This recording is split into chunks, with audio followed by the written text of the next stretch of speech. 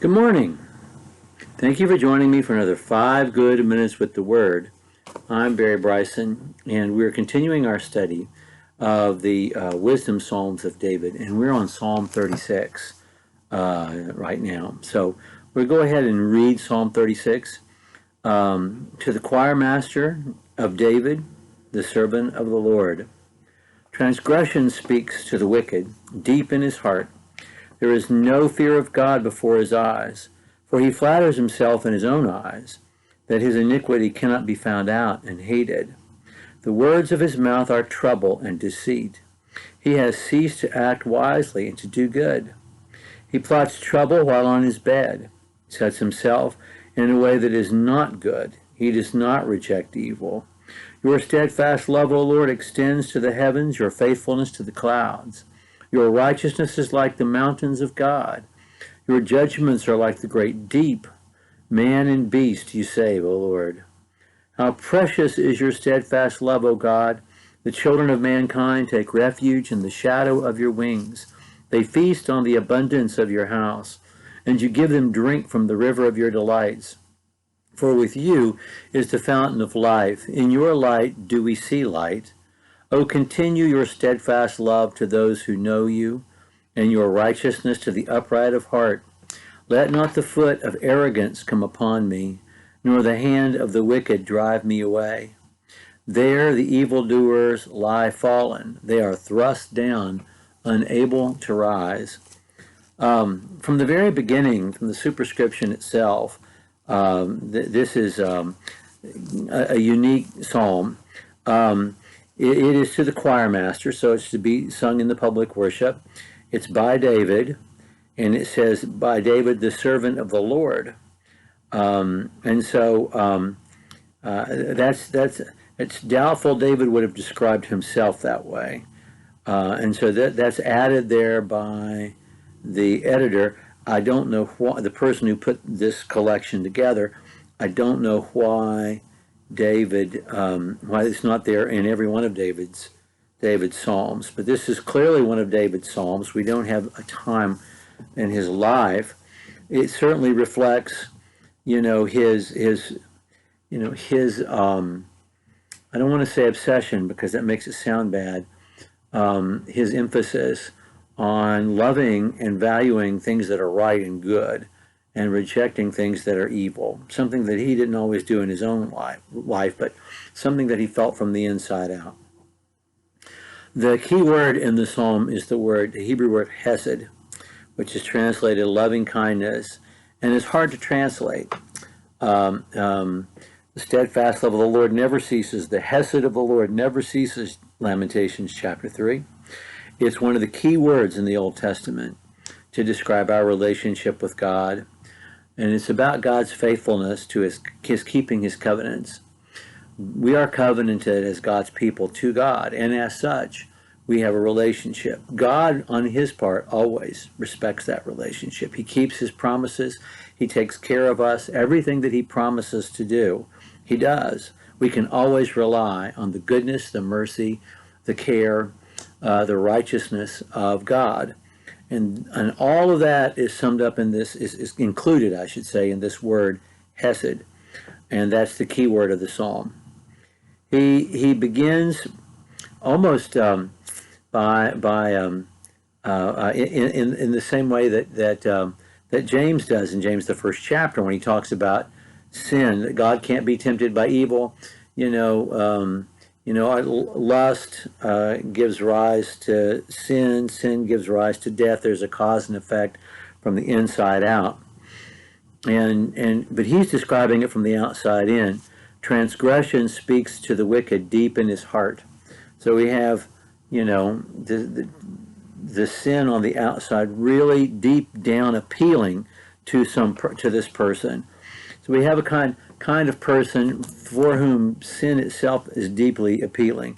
And of course, David has had his moments on that account, especially if we think about his sin with Bathsheba. But he's talking about a pattern of behavior and someone who has given their life over to sin. And when he does that, there's no fear of God before his eyes, He flatters himself in his own eyes. His iniquity cannot be, that his iniquity cannot be found out and hated. This is a person who doesn't fear God and who's lying to himself. And the lie that he's telling is, I'm not going to get caught. There are not going to be any consequences. And when someone is that way, they deceive others. They deceive others, and then they're always scheming and plotting trouble. And we've set ourselves on a path, verse 4. So there is a descent. There is a descent into more solid behaviors of unrighteousness. And we become set in our unrighteous ways. This goes all the way back to Psalm 1. The contrast is not the righteousness of a good person. The contrast to the evil person is not some goody two-shoes. The contrast, and that's probably an unkind word to use, the contrast to the evil person is God himself, God's righteousness. David is not saying, I'm not that way. Look at me. I'm a good guy. He doesn't do that. He contrasts the evil person with God himself, and how God's hesed goes all the way to the highest heavens. It's as high as the highest mountain. It's as deep as Mariana's Trench in the sea.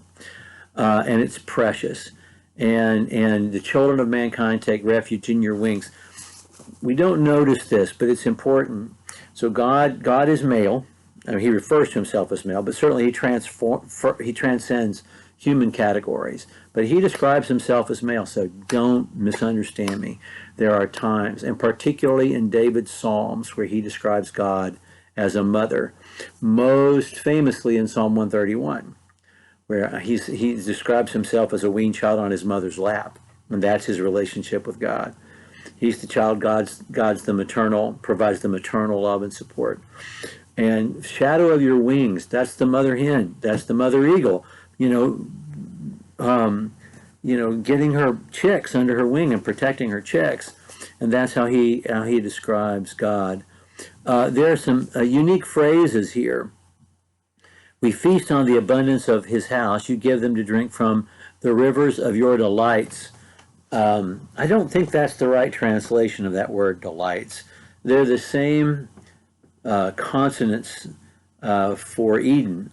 And I think you could easily translate this.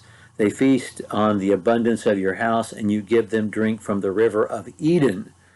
And in other words, it's taking us into God's house, which is where we go at the end of Psalm 23, and takes us back to the Garden of Eden before the fall, this prelapsarian bliss that we have. And God is willing to offer that to us again, as well as the fountain of life.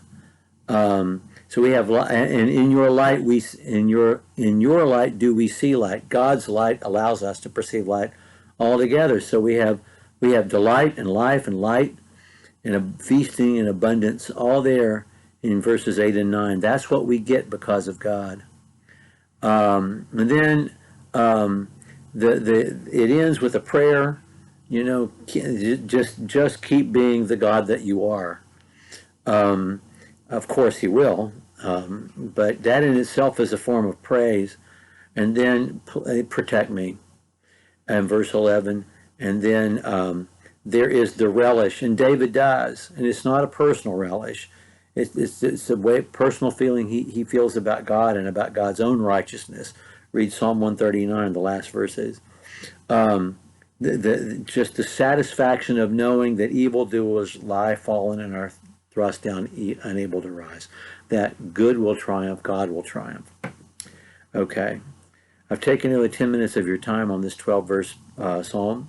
We're going to look at Psalm 37 next time, and we're going to take the time to look at each verse individually. It's the longest of the wisdom psalms. We'll pick up there next time. Thank you for joining me for another 5 good minutes with the Word.